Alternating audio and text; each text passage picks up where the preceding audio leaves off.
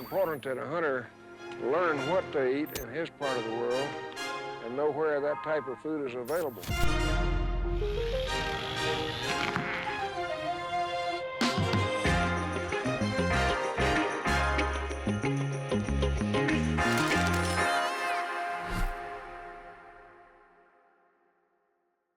Welcome to this episode of Deer Dirt. The spot where I'm standing is going to crack you up. We spend a lot of money on food plots, adding fertilizer, creating the perfect seed bed, mowing them when they need mowing, spraying herbicide. And here I'm standing on the edge of an open field to my right and a timbered area to my left. And it's amazing the number of weeds that the deer are eating.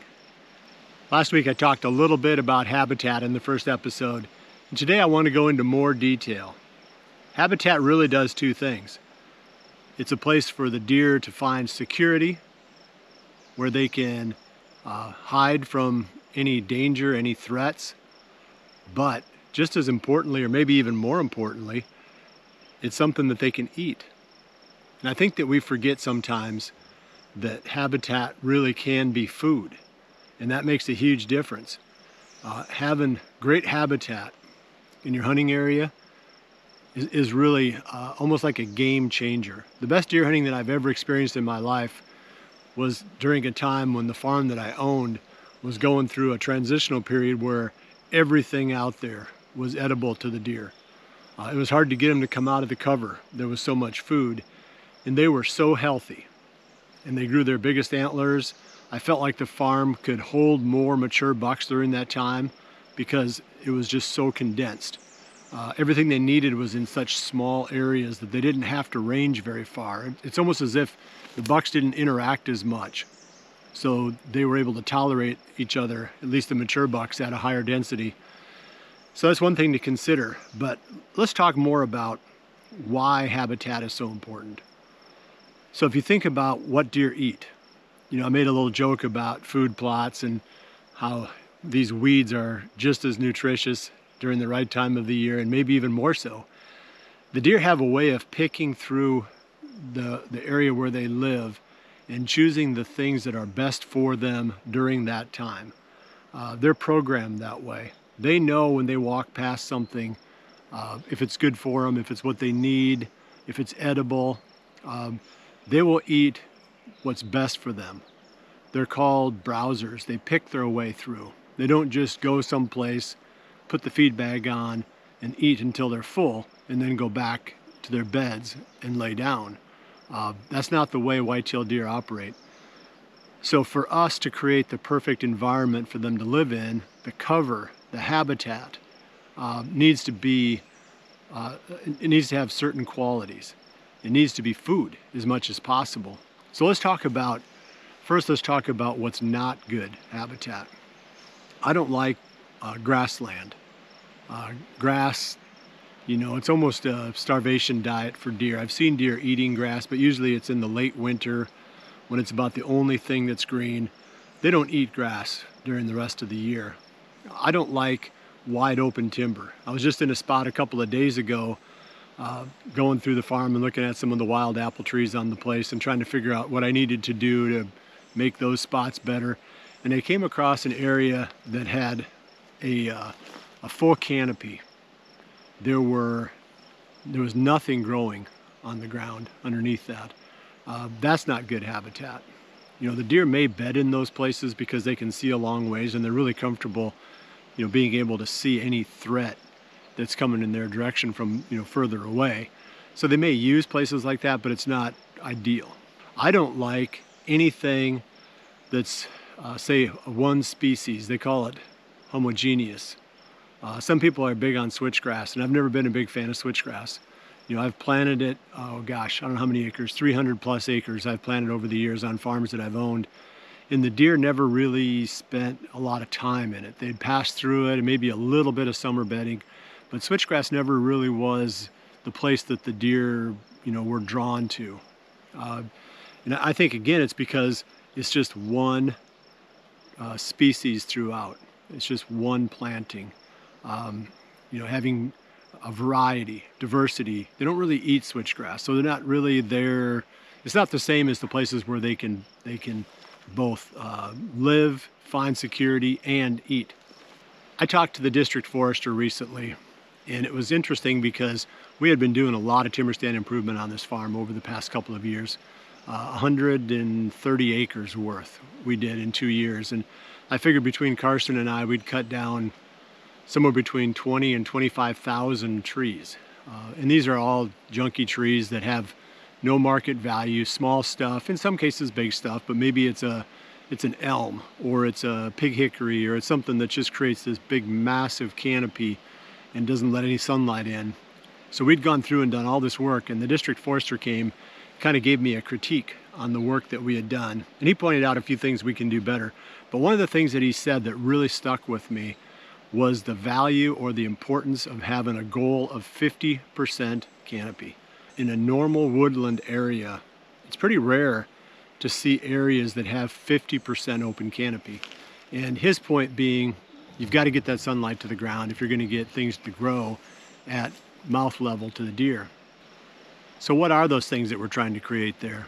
I don't know the names of every kind of plant that the deer eat. All I know is in the areas where there's a lot of young growth, the stuff that's not woody, stemmy, it's not briars, it's not pricker bushes, it's just soft, young growth. They call it herbaceous, that they eat a lot of that kind of stuff. There's some of it they don't touch, but I'm just standing here with a smile on my face looking at all the things that I see that the deer have been browsing on the edge of the timber here. So why does it matter? Why is it important to turn cover into food? And I mentioned that they pick and choose their way through as they're feeding. They only take out what's best for them or what they need at that time. So let's make a human analogy. Let's say, for example, you really like hamburgers, and you can have for the rest of your life hamburgers and potato chips. They're both pretty good. You know, I'd sit down, that's a pretty nice meal. But if you had to eat that every meal for the rest of your life, you're going to get pretty sick. So let's take the food plots that we create. We think, oh, we're giving them all that they need. Hey, look at this. I just planted these 4 acres of food plots. My deer are going to be super healthy. That's the hamburgers and potatoes. But there's all the other stuff in the human diet that we need to fill in the gaps, the vitamins and the minerals and the small things that make a huge difference in our health. It's the same with the deer. So if we give them free choice, they can just go through and pick and choose from a wide variety of different things. Again, they're going to take what's best for them. You're going to have healthier deer. Yeah, they're going to come out and they're going to eat in your clover. And in the winter, they're going to eat your turnips or your corn or your soybeans or whatever it is that you planted. Your food plots definitely are important, and they play a key role in managing a property. But in my opinion, it's a secondary role to what grows in the timber, in the cover. Got him. It's a secondary role to what grows back in the cover, back in the timber. That's what we're really focused on. And again, like I said, I don't know the names of everything that they eat, but I do know how to create it. I know how to make that variety or that wide diversity of food available to them. And that's through the combination, like we talked about last week, of timber stand improvement, cutting out the junk timber, opening up the canopy, 50% canopy, according to my district forester, and then combining that with fire. Because if all you do is open the canopy, you are, within a short amount of time, going to get a lot of maturing growth. The trees are going to start to come up again, they're going to start to fill in, and now you've got a secondary canopy that's above the deer's heads. All that nice, nutritious, soft, lush, herbaceous vegetation that was growing at nose level is gone, because now it's shaded again by a second layer. You got to keep doing something. You can go back through and you can cut that out again, which is so much work, or you can just get into a rotation of burning. And I've started doing that now, and that makes a huge difference. You'd be shocked at how many deer are in those areas the year after I burn them than what were in there the year before, because the fire goes and sets it back to to the starting point. It's like the reset button. You go back and you take out all those stemmy plants, all those, you know, briars and prickers and multiflora rows and invasive species and all the stuff that you don't want in there that the deer aren't eating. And what comes up is that soft green lush regrowth. And if you can maintain that through a process of fire, I'd say every 3 years is what I'm shooting for here. Every 3 years I'm going to try to burn the farm again. And granted, you know, you're not going to just burn the farm. You know, there's a plan to this, and we'll talk about that in a later episode. But I'm trying to get into a rotation where each part of my farm gets burned every 3 to 4 years, and that will keep it in that early succession. And that's what the deer eat. Again, I wish I knew the names of all this stuff, but to be honest with you, I don't even really care. All I care is that I'm providing stuff that they're choosing. They're picking the stuff that's back in the timber now over the stuff that I'm planting, believe it or not, out in my food plots. There aren't hardly any deer coming out to my bean plots anymore because now there's so much good forage for them back in the timber that's where they're, you know, taking their, you know, that's where they're feeding most of the time. And you might see that as a disadvantage. You might think, well, I don't want the deer to stay in the timber all the time. I want them to come out where I can, you know, get a crack at them. And yeah, there's definitely a trade-off there, but I would rather have the healthiest, least stressed possible deer and then figure out a way to hunt them effectively rather than to intentionally put them into a situation of stress just to make them easier to kill. That's kind of my pitch for why you want to create the perfect habitat, a little bit about how to create it. We talked about, you know, being in the timber, 50% canopy. Now let's talk about the more open areas. And I've created a lot of these over the years too. And I call them a soft edge or transitional areas. Anything that I would say is, I call them marginal acres. You had to pay for every acre on this property that you own. So you might as well make every single acre work for you. So it should either be producing food for the deer, income for you, or habitat. And prime habitat, ideally, is what we're after.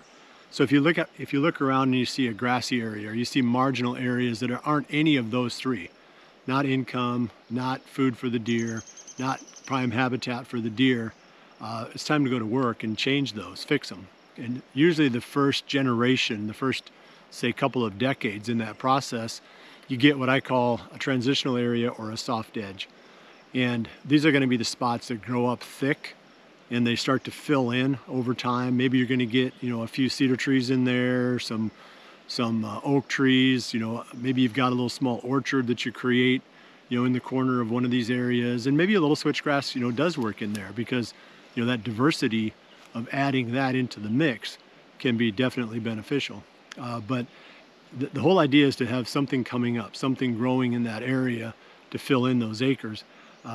The deer will live in those. I've got, you know, quite a few of those kind of acres that I've hunted over the years, and the deer definitely like them. They may not be their permanent habitat, it may not be where they spend most of their time, but it's an area where they can kind of work their way through, feed through as they're coming out into the open areas, you know, in the evenings maybe, the more agricultural type fields.